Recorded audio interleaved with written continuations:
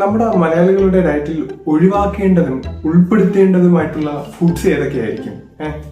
ഏറ്റവും നല്ല ഇലയാണ്. അരി വേവിക്കാൻ പാടില്ല, വേവിച്ചാൽ അതിന്റെ ഗുണം പോകും. ഇത് മിക്സിയിലിട്ട് അടിക്കണം, ഒരു കുറച്ച് ചീര എടുത്തിടണം, അരി ഇടണം, വെള്ളം ഒഴിക്കണം. ഇത് അടിച്ച് 3-4 നേരം തിന്നാൽ നമ്മുടെ ഫുൾ ആരോഗ്യം പോകും. അപ്പോൾ അല്ല, ഫുൾ അസുഖങ്ങളും പോകും.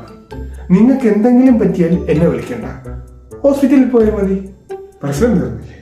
പിന്നെ ഈ പ്രോട്ടീൻ പൗഡർ എന്ന സാധനം, ഇതിൽ 67% അവലോസ് പൊടിയാണെന്ന് ഞാൻ പറഞ്ഞ താങ്കൾക്ക് വിശ്വസിക്കാൻ പറ്റുമോ?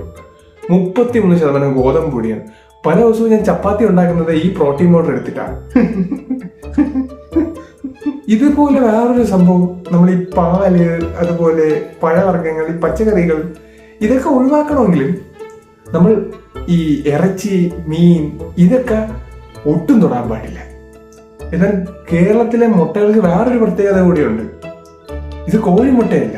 ഓക്കെ, ഇത് ഞാൻ എന്റെ ലാബിൽ ഒറ്റയ്ക്ക് ഇരുന്ന് ടെസ്റ്റ് ചെയ്ത് കണ്ടുപിടിച്ച കാര്യം.